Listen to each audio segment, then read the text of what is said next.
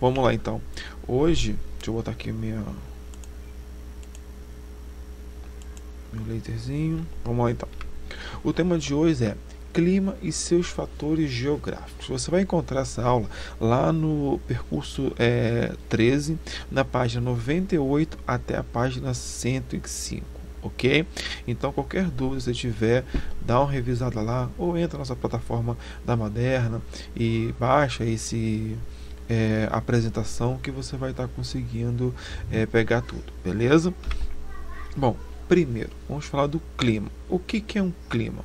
Todo mundo sabe que o Brasil tem diversos climas, correto? Eu vou ter o clima equatorial, que fica próximo à linha do Equador. Eu vou ter o clima tropical, que é todo esse clima aqui, ó, de chuvas no verão e seco no inverno. Eu vou ter o clima semiárido, aquele clima mais seco, parecido do deserto.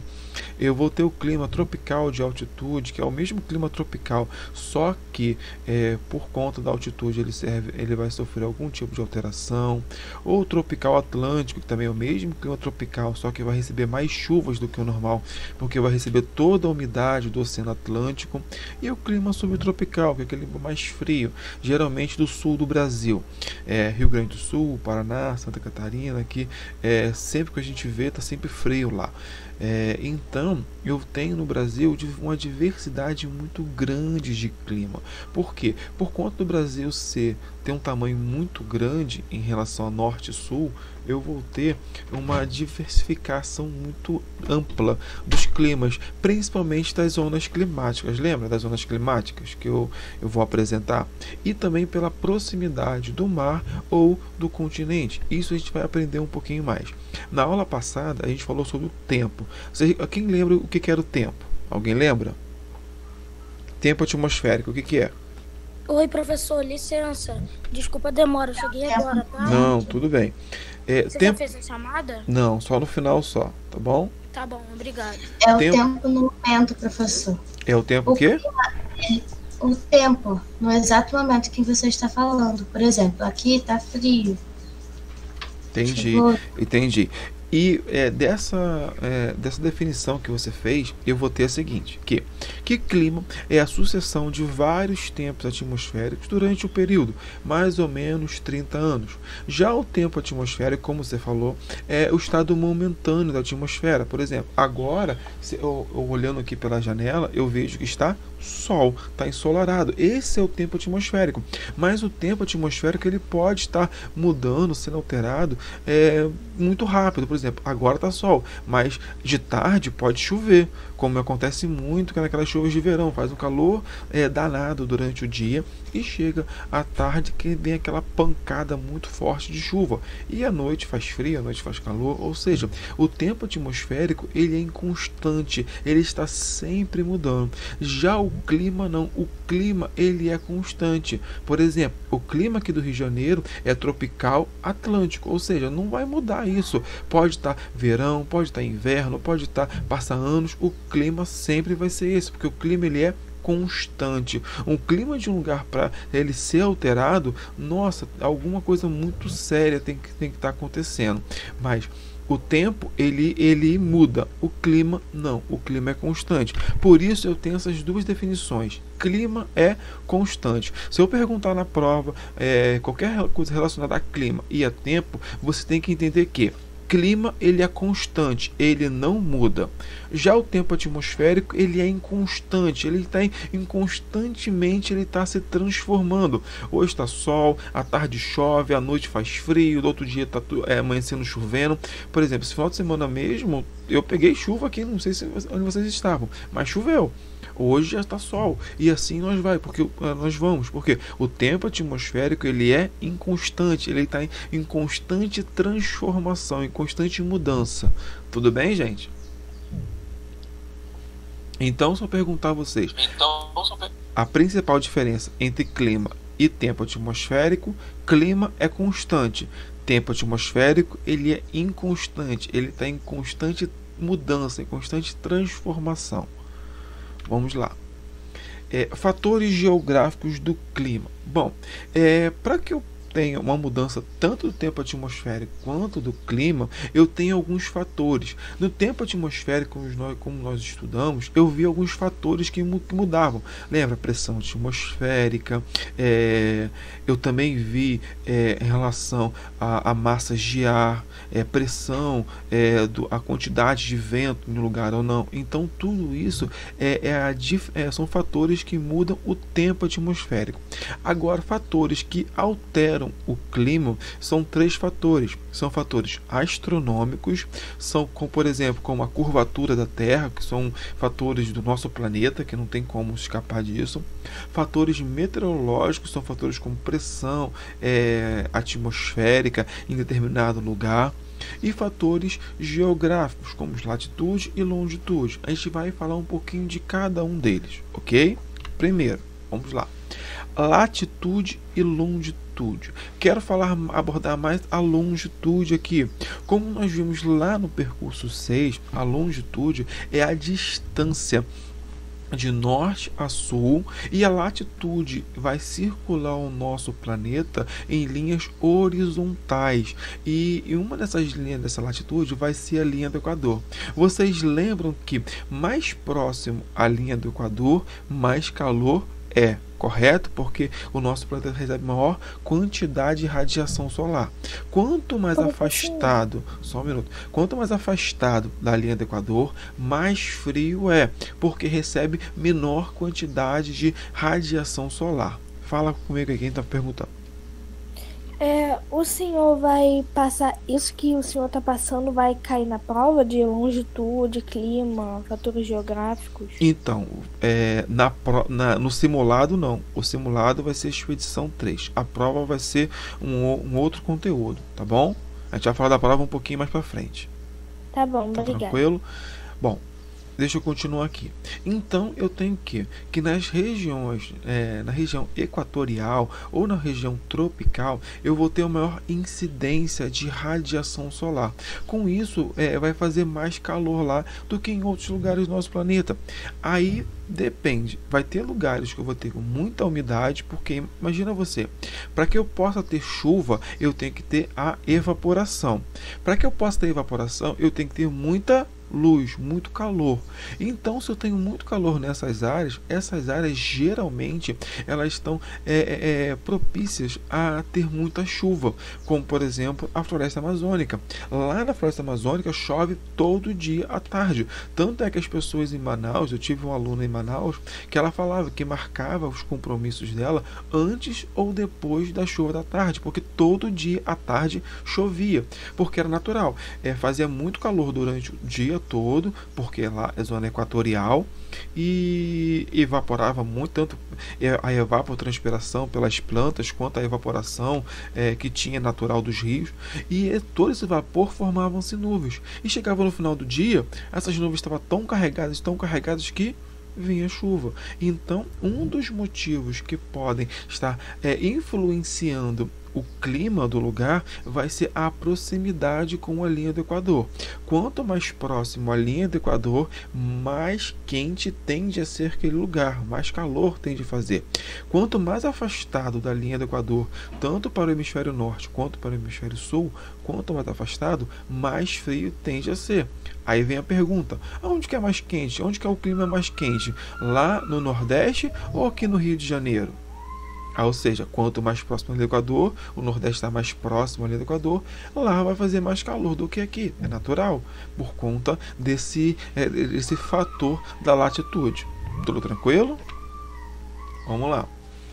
Um outro fator que vai alterar o clima do lugar é a altitude. Sim, o lugar, quanto mais alto ele for, quanto maior a altitude for do lugar, maior vai ser a sua menor vai ser a sua temperatura, o seu clima. Por exemplo, quando você vai daqui para Petrópolis fica bem acima daqui do Rio de Janeiro. Lá não é mais frio? Todo mundo fala: vai em Petrópolis, leva casaco.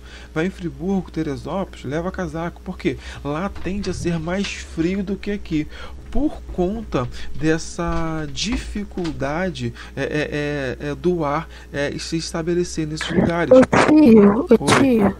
Pode falar. Teve uma vez que eu fui pra esses lugares aí, Petrópolis ou Teresópolis, eu não me lembro. Aí eu fiquei no hotel. Aí do lado de fora do hotel tava menos, eu acho que tava -2 ou -1. -2, -1 é difícil fazer, porque é temperatura de cair neve. Nesses lugares, por conta da proximidade com o Equador, não, e pela altitude não ser tão alta, acaba que não chegando nessa temperatura, mas devia estar frio mesmo, porque esses lugares eles fazem frio. Por exemplo, uma altitude aqui, por exemplo, é lá na savana na África. Eu tenho tudo em volta, meio que um semiárido, tá vendo aqui as plantas, tudo não é floresta, são tudo savanas, mas lá em cima, ó, da montanha tem neve. Olha que interessante. Para você ver o que quanto maior a altitude, mais frio vai fazer naquele lugar.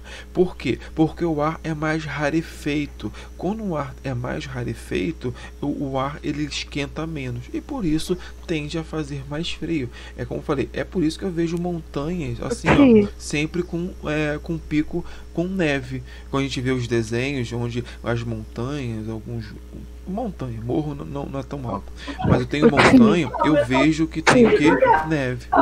Pode falar. Ô tio, então, eu vi aqui agora, o lugar que eu fui tinha batido menos alguma coisa. Era menos alguma coisa. Entendi. Aí, tio, assim, de manhã eu peguei 10 a 16 graus. De tarde eu devo ter pegado uns 9 ou 8, de noite 7, de madrugada menos alguma coisa. É muito frio, muito frio mesmo.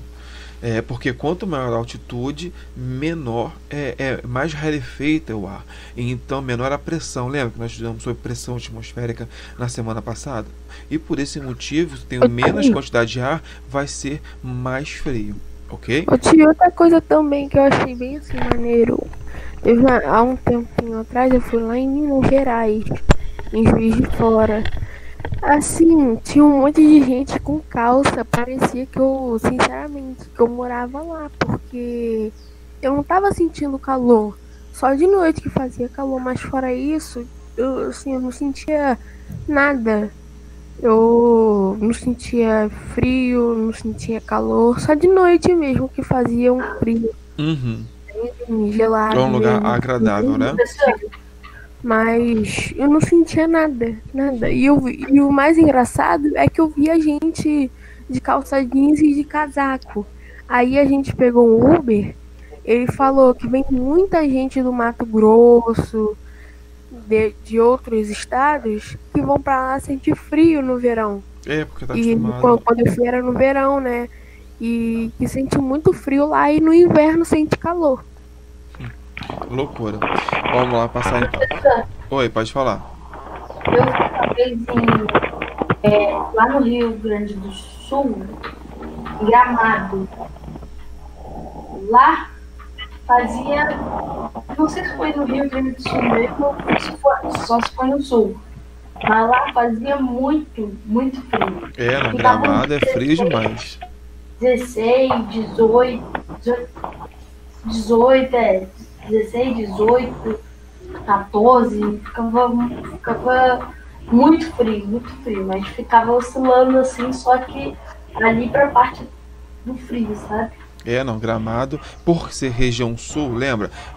Gramado fica no Rio Grande do Sul. O Rio Grande do Sul está bem afastado da linha do Equador. Já é zona climática temperada. Por esse motivo, eu vou ter uma maior quantidade de frio nesse lugar. Entendeu? Mas outro fator que influencia bastante o clima do lugar, eu vou chamar de maritimidade e continentalidade. São palavrinhas bem difíceis, mas são coisas bem fáceis. Por quê?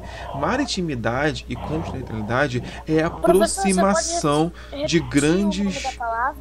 Oi? Você pode repetir o nome? Maritimidade e continentalidade. Referente a mar e a continente. quando uma cidade exerce influência de maritimidade, é que ela está próxima a um grande corpo de água, principalmente a um mar. Já a continentalidade é quando ele exerce influência de estar longe do mar, ele exerce influência do continente. Por quê? Eu tenho propriedades físicas, tanto para a água quanto para a parte sólida, diferentes uma da outra. Por exemplo, a água ela tem a propriedade de pegar os raios solares e absorver mais lentamente. No entanto, ela também libera... Tem alguém que está com o microfone ligado, tem como desligar? E também tem a capacidade de liberar calor mais devagar também. Diferentemente do continente, de rochas, de prédios, de asfalto, do solo, que retém o calor mais rapidamente, ele se aquece mais rápido, mas também ele libera calor muito rápido também. É o que acontece no deserto. Por quê? Já viu falar já que no deserto de dia faz um calor muito grande, o deserto do Saara, um grande exemplo. O deserto do Saara de dia chega até 48 graus, ou seja, algo muito, muito, muito quente, muito calor, e à noite chega próximo do 0 grau. Olha só a diferença entre o início do dia e a noite. Porque o solo, a areia, ela tem essa propriedade. Ela tem essa propriedade de dia reter muito calor, mas ela libera muito calor rapidamente e acaba perdendo calor muito rápido. Professor, diferente do mar. Era por isso que lá na época de Moisés, quando o povo andava no deserto, de noite tinha uma coluna assim, de fogo cobrindo ele, que era frio, e de dia uma nuvem cobrindo, por causa que era calor. Mais ou menos, pode-se dizer assim. Pode-se dizer que isso é uma explicação básica para eles. Mas o povo lá, eles adquiriram formas de se adaptar a esse clima diferenciado. Uma outra coisa, cidades próximas ao mar tende a ser o seguinte, ela de dia, tá super ameno, o clima está super agradável, e à noite também não esfria tanto, porque o mar ele vai liberando aos poucos o seu calor que ele reteu o dia todo. É por isso, por exemplo, quando está na piscina, de dia a água está meio gelada, mas chega ao fim da tarde, de noite, a água está quentinha ainda, porque a água ela vai liberando o calor aos poucos, vai liberando a radiação solar aos poucos. Então, por esse motivo, a água fica mais quentinha. Quem já tomou banho de piscina à noite? Oi? Uma vez estava eu e minha prima numa casa de praia. Aí a gente era pequena, tinha uns 6 anos. Aí ela, Carol, vamos acordar cedo para pegar o sol de manhã, porque de tarde às vezes fica nublado. Uhum. Aí eu, tá bom. Tio, eu acordei 7 horas. Quando eu fui chamar minha prima, ela tava dormindo. Eu fiquei lá sentada lá fora sozinha. Isso é ruim. Bom, então eu entendo que... Quer um exemplo bem próximo aqui? Você está em Alcântara, aquele calor de matar, aquele calor que você não está aguentando no centro do Alcântara. Você vai para Niterói, que é próximo ali à Baía de Guanabara, que é um grande corpo de água, você sente o clima que é mais ameno, um clima mais agradável, porque a água do mar acaba sendo esse balanço de temperatura, ele acaba controlando. E por isso eu tenho isso aqui, essa imagem no deserto. De manhã cedo, de dia, ele retém muito calor, então ele esquenta muito. No entanto, à noite ele perde calor muito rápido, esfria muito rápido. Já cidades próximas a grande corpo de água, ao mar, de dia ele retém o calor, só que de pouco mais devagar, porque acaba que o mar acaba que controlando mais o calor, só que à noite ele vai desfazer esse calor mais lentamente, ele vai lentamente perdendo calor. E nisso aí eu vou ter algo chamado amplitude térmica. Já viram falar nesse nome já? Amplitude térmica? Não. Não? Amplitude térmica é a diferença.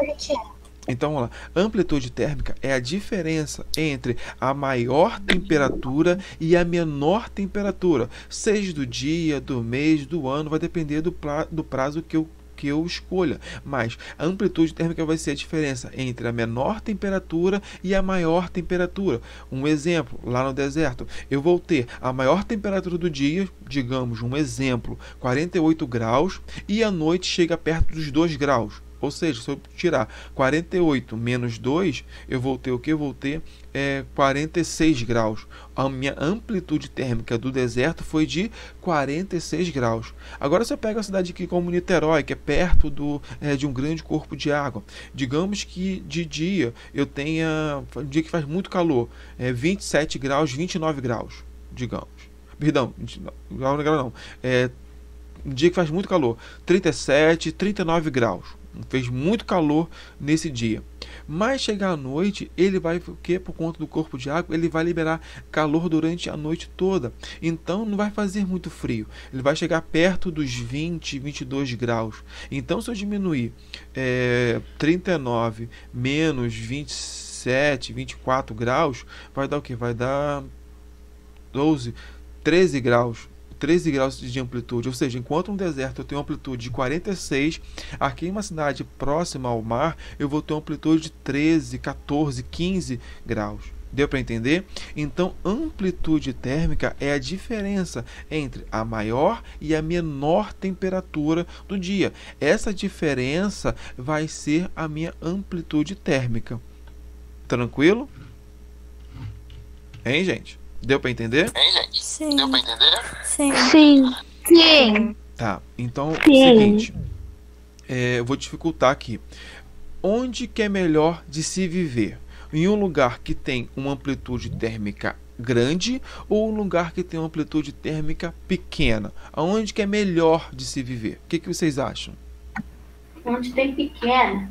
Pequena? Por quê? Pequena. Amplitude pequena. Por quê? Porque não varia tanto assim a amplitude, não ou é quente ou é frio. Já no deserto, um exemplo, é 46, então varia muito. De dia fica um horário muito quente, fica um clima bem quente, um tempo bem quente, e de noite muda tudo, fica frio. Aí eu prefiro pequena por causa que não varia tanto assim. Perfeito. É mais fácil de se viver em lugares com amplitude térmicas baixas, porque a temperatura não vai mudar muito. Perfeita a sua resposta. É claro que eu tenho que entender que tem lugares que têm amplitudes térmicas baixas e mesmo assim é difícil de se viver, como por exemplo a Antártida, o Polo Norte, onde a amplitude térmica varia muito pouco, porque lá é sempre frio, seja de dia ou de noite, lá é sempre frio. Então a amplitude térmica vai variar pouco, mas mesmo assim é difícil de se viver lá. Mas em geral, na maior parte dos lugares, é melhor de se viver onde eu vou ter uma baixa amplitude térmica. Em lugares onde tem uma amplitude térmica muito grande, é ruim de se viver sim, porque imagina só, de dia um calor que você não aguenta, e de noite um frio de congelar. Então é muito difícil de você viver nesses lugares. Bom, então aprendemos sobre amplitude térmica. Agora vamos falar sobre vegetação. Sim, alguém já viu falar numa frase lá no 5º ano passado, falar que a vegetação é o espelho do clima? Já falaram com vocês essa frase? Sim. Sim. Sim, né? Então, guarde isso para a vida de vocês, que isso vai servir para vocês até lá no vestibular, no Enem, quando vocês estiverem já com 17, 18 anos. Por quê? A vegetação, ela é o reflexo do clima. Se eu tenho um clima muito seco e muito quente, eu vou ter uma vegetação de deserto. Se eu tenho ou semiárido, ou se eu tenho um clima que é quente, mas que é úmido, que chove muito, eu vou ter uma grande floresta. Por quê? Porque vai ter muita água, muita luz, e a vegetação gosta disso. Então, por esse motivo, a minha vegetação ela vai ser o espelho do clima. Aonde eu vou ter um clima com muita umidade, com muito calor ou muito frio, eu vou ter o reflexo disso na minha vegetação. E essa vegetação ela vai refletir no clima. Por um grande exemplo disso é a Amazônia. A Amazônia ela faz um processo chamado evapotranspiração, que é a mesma coisa que a respiração das plantas. Ela retira a água do solo por meio das raízes, por meio das folhas, e acaba liberando essa água em forma de como se fosse pequenas partículas de água, como se fosse o suor da planta. Um exemplo bem grosso, mas como se fosse o suor da planta. E essa gotículas de água, ela vai para a atmosfera. Aí eu penso, então a planta ajuda a chover? Sim, ajuda. É claro que uma árvore só não faz muita diferença, mas imagina você uma floresta do tamanho da floresta amazônica. Olha a diferença que ela faz. Eu estava dando agora há pouco aula para o 8º ano em uma curiosidade chamada rios voadores. Esses rios voadores são nuvens que são formadas na região da floresta amazônica, no qual eu tenho pela evapotranspiração das árvores lá da floresta amazônica, acaba indo para a atmosfera e chovendo. É por isso que lá na Amazônia é um dos motivos por lá chover muito, chover todos os dias, como eu falei lá em Manaus. Porque a evapotranspiração acaba alterando grandemente o clima do lugar. Acaba levando um clima um clima úmido. Alguém tinha me chamado antes? Quer falar agora? Professor, licença. Pode falar. Você tá em que página? Eu não vou saber te falar. Eu não vou saber te falar a página agora. Porque... Página 100. Página 100? Eu não sei te falar a página agora. Mas se você for naquelas páginas que eu te falei, você vai conseguir encontrar todas essas informações aí, tá bom? Tá. Bom, então eu tenho que a vegetação, ela vai influenciar o clima da mesma forma que o clima vai influenciar a vegetação. Uma forma da vegetação influenciar o clima do lugar, até o tempo atmosférico também, é através dessa evapotranspiração, que acaba levando essas gotículas de água chegar até a atmosfera e formar nuvens. Pode falar. Pra mim não tá aparecendo só a tela, só tá aparecendo o computadorzinho. Será que caiu? Só pra você só ou para outras pessoas também? Agora apareceu. Apareceu? Tá bom, então vamos lá.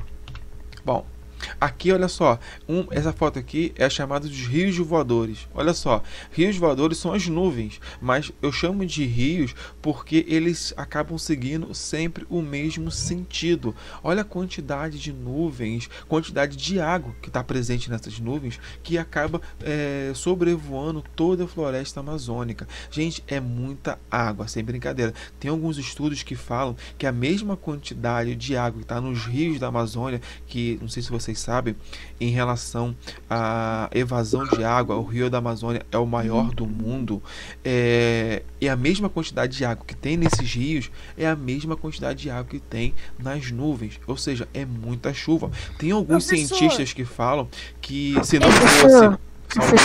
Só um minuto só.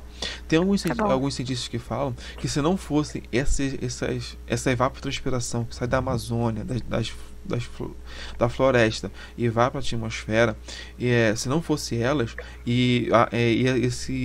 esse percurso dessas nuvens não chegarem até aqui, por exemplo, São Paulo, Brasília, o Paraguai, a Argentina, a Bolívia, esses lugares seriam grandes desertos. Só não é um deserto por conta dessa chuva que chega, que acaba abastecendo até mesmo chegando até São Paulo. Olha só que loucura, gente, como que essas nuvens andam bastante. Beleza? Pode falar quem está com dúvida aí. Alô? Pode falar? Professor. Rebeca Rodrigues falou que é pra você dar presença pra ela porque o microfone dela tá ruim. Tá bom. No final eu dou presença pra ela. Bom? Ti. Oi, pode falar. Ti, na verdade, Breno, ele tá aqui, tá? Ele falou, me mandou avisar que ele já tá aqui com a gente. Pode deixar, na hora da chamada vocês falam comigo, tá bom? Na hora da chamada. Professor. Oi. Mas essas nuvens sempre usam o mesmo trajetório? Sim. É por isso que eu chamo eles de rios voadores, porque sempre segue o mesmo percurso. Eu não tenho a foto aqui, Deixa eu ver no final se eu consigo mandar a foto a vocês que eu botei pro 8º ano. Que parece que são o mesmo percurso, porque elas saem do Oceano Atlântico e, teoricamente, era para os ventos levarem para o Oceano Pacífico. Só que encontra uma barreira orográfica natural, que é os Andes, que é a Cordilheira dos Andes, são grandes montanhas. Quando esses ventos batem nos Andes, ele acaba voltando para o interior do continente. Por isso que acaba seguindo sempre o mesmo sentido. Ele vem do Oceano Atlântico, passa pela floresta amazônica, bate nos Andes e vai para o interior do continente.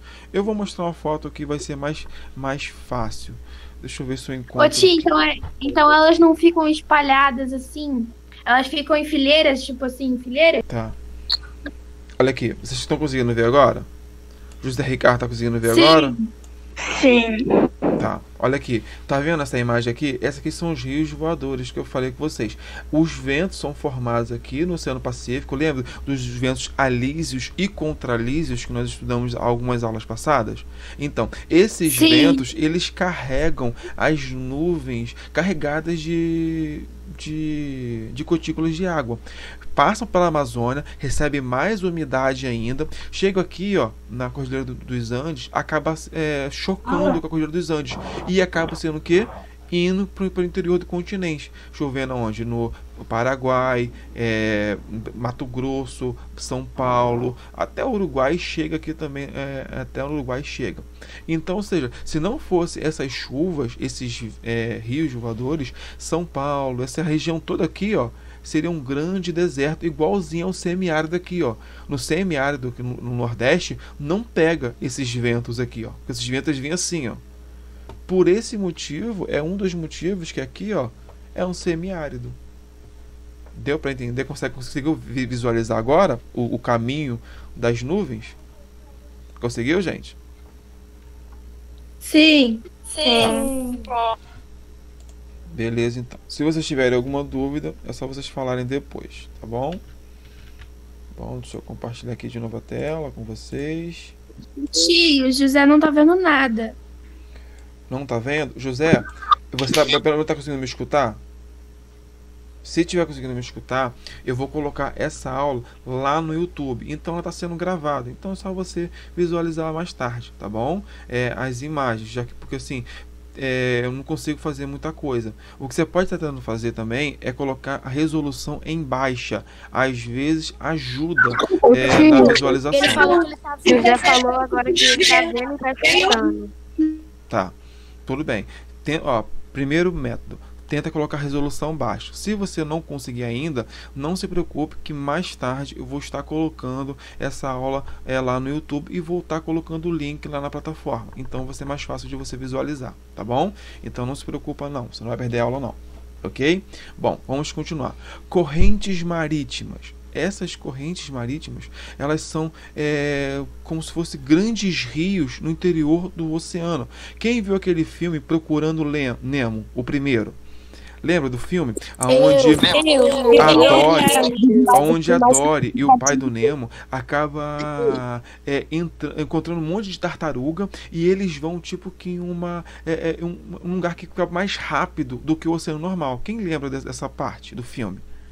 Então, Eu lembro. É na parte que tem as tartarugas. Isso mesmo, na parte da tartaruga. Aquilo ali é uma corrente marítima. Por quê? Essas correntes, elas se locomovem em velocidades maiores do que o oceano normal. Elas levam águas frias para lugares quentes e águas quentes para lugares frios. Se não fosse essas correntes marítimas, a região aqui, ó, que eu tenho as regiões.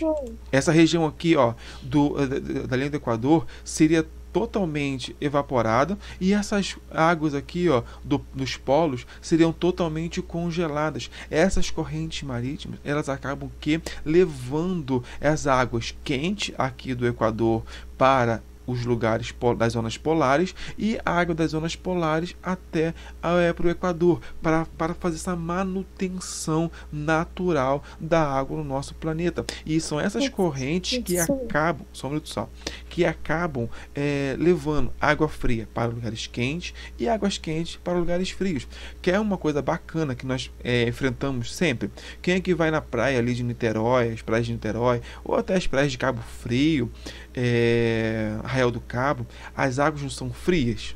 Por que elas são frias? Porque recebe aqui, ó, essas correntes marítimas vindo lá da Antártida. Ou seja, então a água chega aqui fria. Já lá no Nordeste, se você for, quando você for viajar de férias, ou se você já foi, você vai perceber que a água lá é quentinha. Por quê? Porque ela vai receber a água quente vindo do Equador. Então, por esse motivo, eu tenho uma grande influência. Eu vou ter uma grande influência da água dos oceanos no nosso litoral.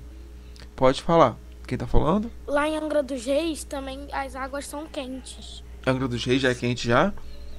Professor. Oi, pode falar. As águas no filme da praia são quentes.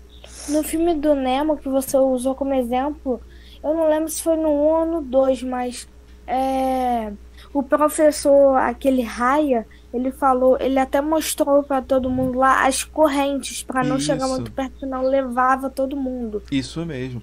As correntes marítimas, elas estão por todo o oceano. Você vai ver essa foto aqui, ó, na setinha vermelha são correntes quentes, nas setinhas azuis são correntes frias. E essas correntes, elas vão influenciar e vão equilibrar todo o oceano. E é interessante porque essas correntes, elas fazem sim uma grande diferença no clima. Por exemplo, lugares com águas quentes vai mudar o clima. Um dos fatores para ocasionar o furacão é ter água quente. Então, olha aqui, ó, onde ocasiona o furacão? Geralmente nessa faixa aqui, ó, dos Estados Unidos, ó. Geralmente aqui, ó, sempre que gera o furacão, tem aqui uma incidência de correntes quentes, que faz juntamente com a temperatura do lugar, leva a ocasionar um furacão, que é um fenômeno climático. Uma outra forma também lugares com muita chuva ou pouca chuva, essas zonas, essas correntes marítimas vão influenciar o clima do lugar e vai influenciar muito, principalmente dos lugares próximos ao litoral. Beleza? Tudo tranquilo? Uma outra forma também de alterar o clima do lugar também é através do relevo. Mas como que o relevo pode mudar? Pode perguntar. O relevo ele vai influenciar o clima por barrar ou não nuvens de chuvas. Quer um exemplo?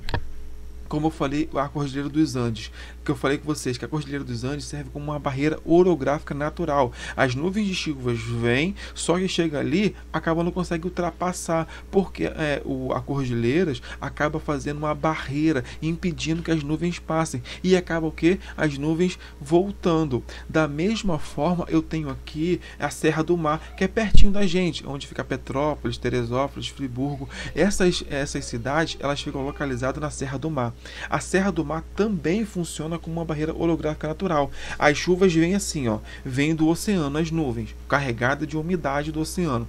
Chove um pouquinho, quando chega nessa serra, na Serra do Mar, ela acaba sendo barrada e acaba chovendo ali na serra. Só que pouca coisa consegue passar. Então até a serra aqui voltada para o mar, eu tenho uma quantidade de vegetação muito grande. Então quando eu vou daqui lá para Petrópolis, você pode ver que você vai ver muita floresta, muito verde, florestas densas com folhas largas, onde chove direto, como no nosso caso aqui, está sempre chovendo. Agora, eu passei de Petrópolis em direção a Minas, você pode ver que a chuva ela vai ficando mais escassa, a vegetação ela vai diminuindo. O aluno que falou, que eu não sei quem foi, falou que foi para Minas, você pode ver que a vegetação lá é menos densa do que aqui. E se eu for andando mais ainda lá para Brasília, eu não vou encontrar quase que árvore nenhuma, eu vou encontrar só vegetação, mato, grama rasteira, eu não vou encontrar árvores. Por quê? Porque que a árvore ela precisa de muita chuva e muita luz. Se eu não tenho muita chuva porque a barreira impede, a Serra do Mar impede, então eu não vou ter árvores crescendo, ou vai estar crescendo em menor quantidade. Diferente daqui, que para onde eu olho tem uma árvore. Deu para entender? Hein, gente? Sim, professor. Então, essa é a forma do relevo também alterar o clima do lugar também. Tranquilo? Bom, o último tópico que eu quero falar com vocês é um negocinho chamado climograma. Esse climograma, ele não altera o clima, pelo contrário, ele vai medir o clima do lugar. Por exemplo, eu vou fazer sempre o climograma durante um ano e eu vou medir a quantidade de chuva, a temperatura máxima e a temperatura mínima, a amplitude térmica, lembra? E eu vou verificar como que é o clima, as chuvas naquele lugar.